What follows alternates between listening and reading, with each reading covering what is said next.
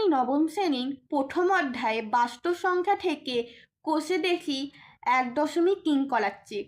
আগের দুটো ভিডিওয়ে হচ্ছে 1, 2, 3 করানো হয়ে গিয়েছে, আজ 4 থেকে করাবো। কি আসে দেখে নি।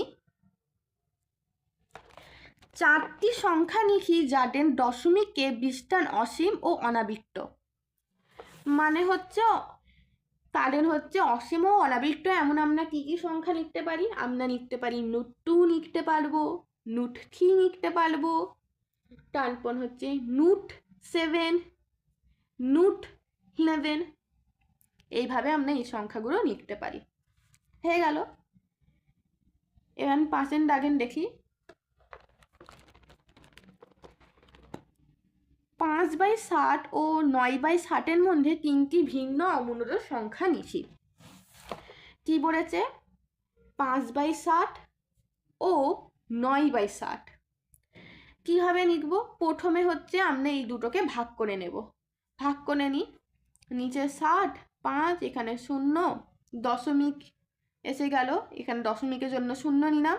7 7 49, 10, 7 1 60, 30, 4 হচ্ছে 28 হবে,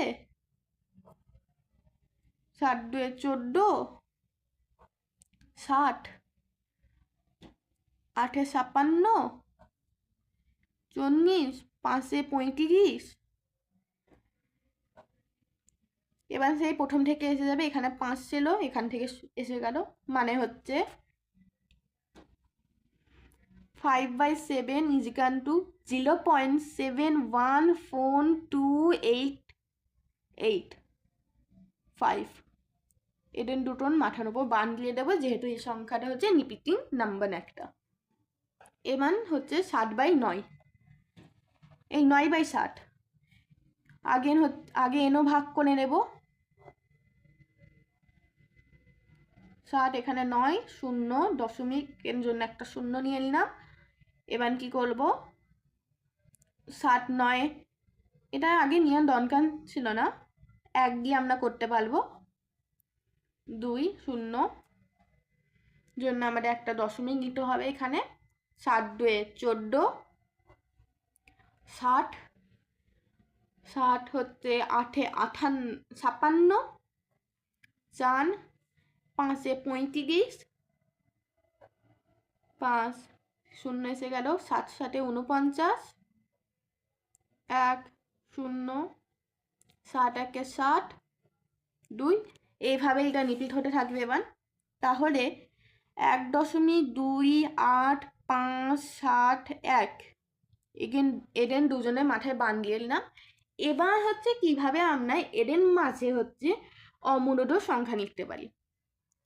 অমূলদ সংখ্যা এডেন মাঝে লিখতে গেলে আমাদের হচ্ছে যে কোনো আমরা অমূলদ সংখ্যা লিখতে পারবো, যেটা জানে এডেন দুজনের মধ্যে হয়। তাহলে আমি লিখতে পারবো, একটা আমি লিখতে পারবো 0.7114385, একটা এইভাবে লিখে নিলাম।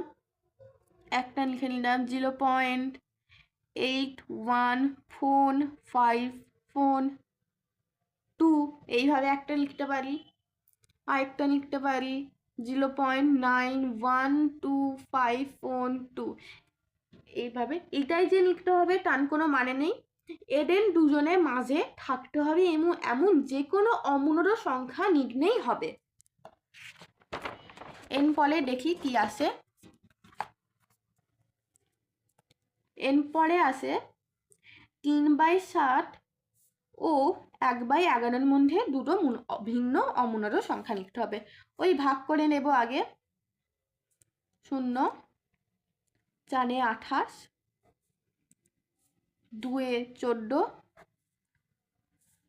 7 58, 8 7 56, 40 5 35, 5 এসে গেল, 7 7 49, 0 7 1 60, 7 1 60, এবার 3।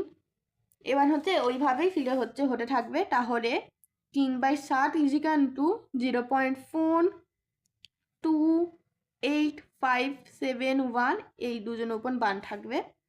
এবার হচ্ছে 1/11 এটা আমরা বের করে নেব। আগে একটা শূন্য নিয়ে নেব, আরেকটা নিয়ে নেব 9, একটা শূন্য নিলে আরেকটা নিয়ে নিলাম আবার 9। এইভাবেই হচ্ছে এটা চলতে থাকবে। তাহলে এটা হবে 0.09। তাহলে এটা হচ্ছে তোমার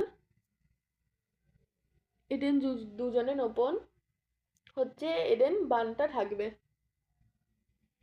এডেন দুজনের উপর হচ্ছে বানটা থাকবে।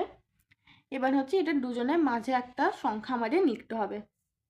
আমি লিখতে পারবো 0.218125 লিখতে পারবো, 0.5287 লিখতে পারবো, 0.628767 এইভাবে আমরা লিখতে পারবো।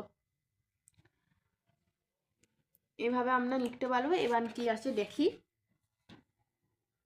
7 দাগের রয়েছে নোট 47। এটা কি একটা মূলদ না অমূলদ সংখ্যা?